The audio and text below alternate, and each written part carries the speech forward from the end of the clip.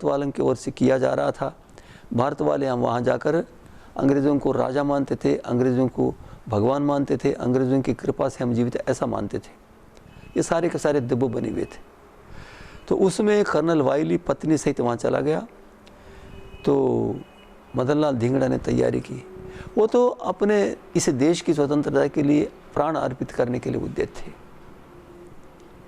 उनके लिए तो प्राण प्रिय नहीं था, उनके लिए देश प्रिय था।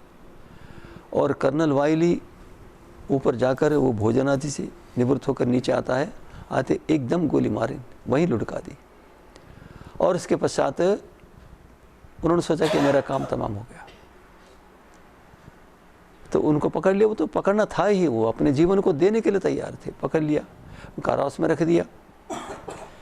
एक बार इसके विरुद्ध भारत वालों ने, ये मदन लाल धिंगड़ा ने अच्छा नहीं किया, भारत के स्वाभिमान के विरुद्ध किया, भारत के साथ बहुत बड़ा अन्याय किया, भारत का मस्तक नीचा कर दिया, इसको दिखलाने के लिए सभा की।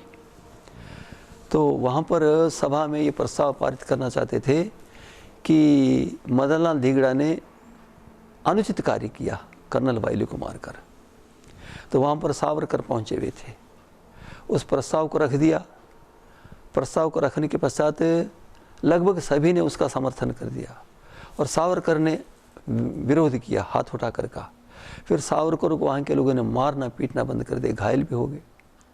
तो इस भगदड़ को देखकर वहाँ के जो 4 व्यक्ति ऊपर बैठे हुए थे मंच पर, इस प्रस्ताव को पारित करवाने के लिए, व्याख्यान देने के लिए, सभा को चलाने के लिए, एक एक करके सारे के सारे भाग गए। वो सारा का सारा रह गया। अर्थात इस प्रकार एक एक वीर ने पता नहीं किस किस प्रकार से क्या क्या किया होगा, इसका इतिहास आज हमारे सामने नहीं।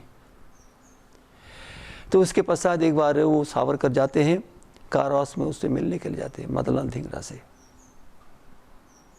मदन लाल धिंगड़ा इनको गुरु मानते थे। मदन लाल धिंगड़ा को देखकर वो क्या कहते हैं, मदन लाल, तुम्हारे चेहरे से मुझे एक प्रकार की वीरता के लक्षण दिख रहे हैं, तुम्हारा चेहरा चमक रहा है। मुझे कहने का अभिप्राय कि उनके विचारों को समझ लिया, उनके त्याग को समझ लिया, उनके त्याग को उनके सामने उपस्थित कर दिया। तो अंत में प्राणांत होना था, हो ही गया। इस प्रकार के कितने वीर थे, इनका कोई भी इतिहास नहीं, कोई इतिहास नहीं लिख नहीं सकते थे। सावरकर जी एक बार यहाँ रखने के लिए कारावास में से ला रहे थे, संभवतः वहाँ से ला रहे थे, अंडमान से ला रहे थे, नौका पर थे। तो एक श्यामजी कृष्ण वर्मा थे, उसके साथ माता कामा थी। कामा का विषय नहीं जानते। कामा एक उच्च परिवार में जन्मी थी। उनके पिताजी का नाम रुस्तम आदि कुछ था। 24 वर्ष तक वो पढ़ती रही। वो अहिंसा को ऊंचा मानती थी। तो अंग्रेजों के पाप कर्मों को, कुटिल कर्मों को, कुरुकर्मों को देखकर उन्होंने अंग्रेजों को मारने के लिए प्रयास करना चाहिए, उनका खून करना चाहिए, उनको समाप्त करना चाहिए, ये विचार उनका बना। तो 24 वर्षों के पश्चात उनके पिताजी ने उनका विवाह कर दिया। तो विवाह के पश्चात दोनों पति पत्नी ने मिलकर प्रसन्नता से रहने लगे। दोनों अपने उच्च विचार के थे। रुस्तम जी, भीखा जी, कामा उनका नाम था। तो पति भिन्न थे, पत्नी भिन्न थी। पति अंग्रेजों के भक्त थे, अंग्रेजियत के भक्त थे, और ये ठीक उसके विरुद्ध थे। चलता रहा 2 वर्ष तक। उसके पश्चात माता कामा ने पति को छोड़ने के लिए निश्चय कर लिया, किंतु देश को पराधीन देखने के लिए कभी स्वीकार नहीं किया। पति को छोड़ दिया और संघर्ष के लिए प्रयत्न करती रही, अंग्रेजों के विरुद्ध संघर्ष करती रही।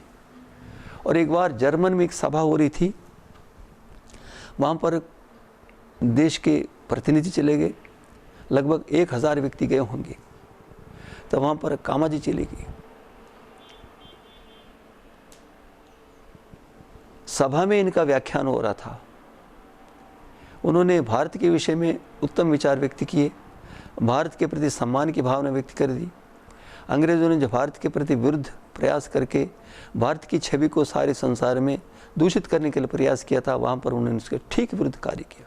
उन्होंने कहा कि भारत स्वतंत्र होकर रहेगा, और सावरकर ने जिस झंडे की रूपकल्पना की थी उस झंडे को सबसे पहले फहराकर वंदे मातरम उस पर लिखा था, और सब ने उसको सराहा। सब ने कहा कि भारत को सहायता करनी चाहिए। इस प्रकार पता नहीं कितने लोगों ने क्या क्या कार्य किया होगा, उसका कोई इतिहास नहीं। अंग्रेज़ों के पिट्ठू आज हमारे शासन में हमारे भारत को चलाने वाले लगभग अंग्रेज़ हैं, काले अंग्रेज़ हैं। वो सफ़ेद अंग्रेज़ हैं, काले अंग्रेज़ हैं। वो क्या कर रहे हैं? जिन प्रयत्नों से भारत वालों ने देश को स्वतंत्र बनाने के लिए कार्य किया, उनका नाम होना चाहिए, उस विषय में इतिहास का शोध करवाना चाहिए, उन वीरों का नाम लेना चाहिए, स्वतंत्रता के लिए प्रयत्न करने वालों के विचारों को लोगों के सामने लाना चाहिए और लोगों को स्वतंत्रता के प्रतिभक्त बनाना चाहिए। किंतु उसका कार्य कुछ भी ना हुआ, क्योंकि वो अंग्रेज़ी लोग चले गए, किंतु अंग्रेज सानापन ये हो गया ना, ये उन्हीं की उस पर चल रहे हैं, नहीं किया। और वो हम देखते हैं तो बहुत बड़ा इतिहास था, बहुत बड़ा इतिहास था। उसमें उन्होंने क्या क्या किया, बहुत बड़ा रक्त रंजित इतिहास है वो, हम नहीं पढ़ा सकते, नहीं बतला सकते। एक बार की बात याद आ गई, संभवतः करतार सिंह सराबा था, और वो इंग्लैंड गया, अमेरिका गया था। विदेशों में जाकर नौकरी करते थे, पेट भरने के लिए प्रयास करते थे, और उसके साथ साथ देश को स्वतंत्र बनाने के लिए अंग्रेज़ों के यहाँ से भगाने के लिए प्रयास करते थे। तो एक बार किसी कार्य के लिए, नौकरी के लिए किसी ने बुलाया था, तो उससे मिलने के लिए, वार्तालाप करने के लिए, जिसको साक्षात्कार कहते हैं, करने के लिए गए। तो वहाँ पर ये हुआ कि एक भारत वाला चला गया। तो वो पूछ रहे थे क्या चाहिए आपको? कहते हमको नौकरी चाहिए। उन्होंने कहा नौकरी करके क्या करोगे? आपका देश पराधीन है, या नौकरी करने के लिए आए हो? यदि आप अपने देश को स्वतंत्र करना चाहते हो, मैं आपको एक बंदूक दिला दूंगा, जाओ अंग्रेज़ों को मारो, स्वतंत्र बनाओ देश को। ऐसे बहुत सारे देश वालों ने अंग्रेज़ों के कुकर्मों को देखकर, उनकी क्रूरता को देखकर प्रेरणा देने के लिए प्रयास किया। उस व्यक्ति ने, जो अमेरिका में रहकर नौकरी देने के लिए एक पदाधिकारी था, वो हमारे देश में हमारे देश को स्वाधीन बनाने के लिए हमारे युवकों को प्रेरित करता है, तो इस देशभक्ति को क्या कहना चाहिए, हमें कह नहीं सकता। इस प्रकार क्रांतिकारियों ने बहुत काम किया।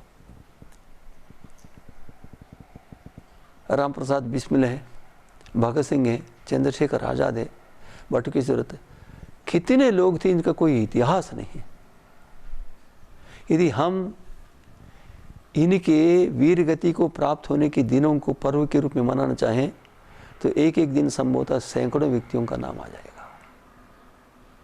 उनकी जन्मतिथि को मनाना चाहें तो सैकड़ों व्यक्तियों का नाम आ जाएगा, नहीं बना सकते हम। आज ये बात है कि आज ये प्रवृत्ति चल रही है कि यहाँ पर अंग्रेज़ों की पद्धति के अनुसार ये सब किया जाए। तो भारत वालों ने इतना किया, अंग्रेज़ विवश हो गए। अंग्रेज़ विवश होकर इस देश को सत्ता देकर जाने के लिए तैयारी कर रहे थे। तो लंदन में सभा हो रही थी, और उस समय ये सभा में विचार आया गया कि भारत वालों को तो सत्ता हस्तांतरण करने के लिए जो प्रयास किया जा रहा है, क्या भारतीयों को सत्ता हस्तांतरण करने की अपेक्षा अधिक कोई और उपाय नहीं है अंग्रेजी राज्य को स्थिर बनाने के लिए? ये प्रश्न आया। तो इस बीच में एक बात और आपको बतला दूं, हम समझ रहे हैं कि हमारा देश स्वाधीन होगा, ये बहुत भारी भूल है। जो व्यक्ति ये कहता है कि हमारा देश स्वाधीन होगा, मैं तो उसको इस देश का नागरिक नहीं मान सकता, इस देश में रहने योग्य नागरिक नहीं मानता। हम अपने आप को भुलावा देकर, अपने आप को धोखा देकर, अपने आप को छल कपट से कैसे बचा सकते हैं? ये हमारा देश स्वाधीन नहीं हुआ, हमारा देश पराधीन है। ये आपको बतलाऊं 13 भागों में पुस्तक, इसका नाम क्या है? Transfer of power.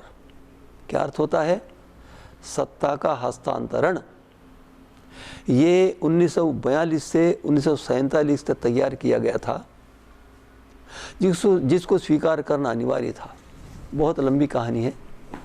तो जब विंस्टन चर्चिल बहुत बड़ा भारत का विरोधी था और बहुत बड़ा विश्व प्रसिद्ध मेधावी था, उसने प्रश्न किया क्या सत्ता हस्तांतरण करने के अतिरिक्त और कोई उपाय नहीं है?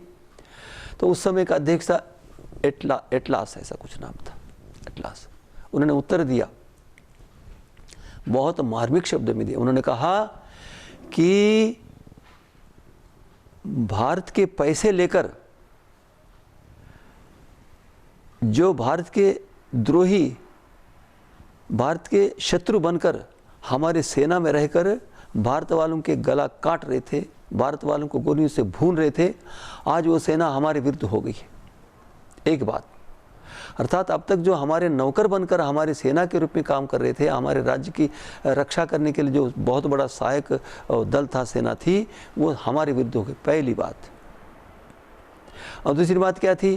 कहते हैं कि हम इस समय भारत में जो अब तक की सेना रही है, भारतीयों से बनी हुई सेना, उससे बढ़कर और कोई बड़ी सेना बनावे, उस बड़ी सेना के सामने इस छोटी सेना को समाप्त करके राज्य को सुरक्षित रखना चाहें, यह संभव नहीं हो सकता। दो बातें उसने रखी, तो विवश होकर सत्ता हस्तांतरण करना पड़ा। सत्ता हस्तांतरण में है क्या? एक कामता प्रसाद नाम के बहुत बड़े न्यायाधीश रहे, आज वो जीवित नहीं होंगे, तो उन्होंने इसके विषय में 6 बातें लिखी। क्या हुआ? उसमें कहा है कि सबसे पहले इस सत्ता हस्तांतरण में एक नियम यह रखा गया है कि भारत का नाम इंडिया रहेगा। मान लिया। आप थोड़ा सा विचार करके देखिए, कोई गृहस्थ अपने बच्चे का नामकरण कर रहा है, उसका शत्रु आकर कहता है कि इसका नाम देवदत्त मत रखो, इसका नाम अमुक रखो, तो किसकी बात मानी जाएगी? जो उसका अधिकारी है वो इसी की बात। वहाँ पर क्या हो रहा है? पिता की बात मानी जाती है और की बात नहीं मानी जाएगी। जिसकी बात मानी जाती है वही बड़ा माना जाता है। तो यहाँ पर भारत वाले सिर नीचे रहकर, सिर झुका कर रह गए। उन्होंने स्वीकार कर लिया कि हाँ, हम इस देश को इंडिया के नाम से ही पुकारेंगे। क्या मैं ये पूछना चाहता हूँ, क्या ये स्वतंत्रता का लक्षण हो सकता है? हमारा देश सबसे पहले ब्रह्मावर्त के नाम से जाना जाता था, बाद में आर्यावर्त के नाम से जाना जाता था, और बाद में भारतवर्ष के नाम से जाना जाता है। उसको मिट्टी में मिलाकर, अर्थात अपने प्रभुत्व को, अपने स्वामित्व को रखने के लिए, अपने प्रभाव को रखने के लिए, अपने प्रवेश के लिए, मार्ग को सुरक्षित रखने के लिए उन्होंने इस देश का नाम इंग्लैंड, इसका नाम इंडिया बनाकर रखने के लिए कहा। उन्होंने स्वीकार कर लिया। यदि हम इस देश को इंडिया लिखने लगे, आज जो देश में नेता बनकर खड़े हैं सारे के सारे, इनमें से एक भी ऐसा व्यक्ति नहीं है, मेरे देखने में एक भी व्यक्ति ऐसा नहीं आया जो कह दे कि हम इस इंडिया के नाम को समाप्त कर देंगे, इसका नाम भारत रखेंगे। कहने वाला एक भी नहीं आया। क्या हुआ? क्या कर रहे पता नहीं। इनको हमारे देश के नेता हम मान लें, मैं तो मानने को उदित नहीं। वो व्यक्ति होगा जो सत्ता कम होने पर भी, सत्ता पूरी मिलने पर इस देश का नाम भारतवर्ष रखाएंगे, अंग्रेजी का नाम इंग्लैंड, इंडिया नहीं रखेंगे, ऐसा कहने वाला कोई नहीं मिल रहा है। ऐसा कहने का विचार हो, ऐसा कोई व्यक्ति आ जाए तो मैं मानने को तैयार नहीं है ऐसा। अब इसके पश्चात दूसरा है कि यह जो हमारा देश है ना, हमारी इच्छा समाप्त हो गई, उनकी इच्छा चल रही है सत्ता हस्तांतरण में। क्या दूसरा क्या है कि भारत कॉमनवेल्थ देशों में सदस्य देश बनकर रहेगा। क्यों? उनका जाल बिछा वहाँ पर, उस जाल के माध्यम से हमको फंसाना चाहते वो, और इन्होंने अंगूठा टेक दिया, अंगूठा टेक दिया। और फिर क्या है? तीसरा क्या है? कहते हैं कि अंग्रेजों ने जो भारत में रहते हुए व्यापार के नियम बनाए थे, उनमें परिवर्तन नहीं कर सकते। सत्यवचन महाराज, अंगूठा टेक दिया। अंग्रेज लोगों के समय अंग्रेजों ने अपने देश के अनुकूल जो व्यापार के नियम बनाए, यदि हम स्वतंत्र होते तो उन नियमों को समाप्त कर डालते। नहीं, अभी राज्य उनका है, इसलिए उन्हीं के नियम चल रहे हैं। और आगे फिर क्या किया, उन्होंने कहा कि इस देश में ईसाइयों के लिए जो हमने सुविधाएं दी थी उनमें कोई परिवर्तन नहीं कर सकते। जो अंगूठा टेकने वाले कौन थे? ईसाइयों के पक्षपाती, ईसाइयों के अनुयायी। हमारे देश से प्रेम करने वाले इसमें वो हस्ताक्षर नहीं कर सकते थे। फिर क्या किया? हस्ताक्षर किया। और आगे फिर क्या किया, उन्होंने एक लिखा कि जो, अब मैं तो नहीं जानता क्या होता है, जो जिलाध्यक्ष कलेक्टर कहा जाता है उसके कार्य करने की जो पद्धति है उस पद्धति में मौलिक परिवर्तन नहीं कर सकते। क्या रहस्य यहाँ पर मैं नहीं जान सकता, मैं नहीं जान सका। आगे क्या लिखते हैं वो, क्या करते हैं वो, कहते हैं कि पाकिस्तान पर आक्रमण नहीं कर सकते। अब इस पर आप विचार करके देख लीजिए, पाकिस्तान का पक्ष लेने वाला इंग्लैंड हमारे देश का मित्र हो कैसे सकता, हमारे देश का हित सोच कैसे सकता है? इन अंगूठा छापने वालों ने क्यों छापा, नहीं समझ में आया। पाकिस्तान पर आक्रमण नहीं कर सकते।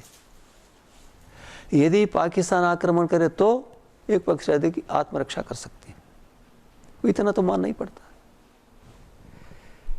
तो उसके साथ ये भी कहते हैं कि पाकिस्तान से जो भी जीत में मिलेगा वो सारा का सारा लौटा कर देना होगा। हम जानते हैं शास्त्री जी ने क्या किया, लोग लाल बहादुर शास्त्री वही किया। और आगे क्या करवाते हैं ये, कहते हैं कि 50 वर्षों तक सुभाष चंद्र बोस यदि भारत में दिखे तो हमको पकड़ कर देना होगा। सत्यवचन महाराज अंगूठा टेक दिया। मैं, अब नेहरू था एक पक्ष में और वो थे सुभाष चंद्र बोस दूसरे पक्ष में थे। सुभाष चंद्र बोस ने अपने बाल्यावस्था में क्या किया, एक घटना मैं बताना चाहता हूँ।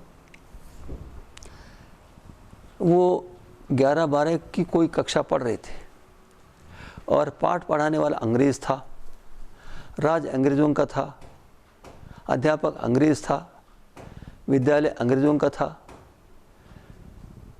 उस समय ये एक विद्यार्थी 16, 17, 18 साल का तो हो सकता, उससे अधिक तो हो ही नहीं सकता।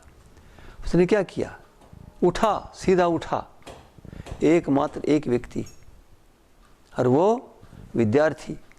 कोई सेनापति नहीं था, कोई सेना उसके पास नहीं थी, कोई सत्ताधारी नहीं था। उठकर उस अध्यापक के गाल पर एक तमाचा मार दिया।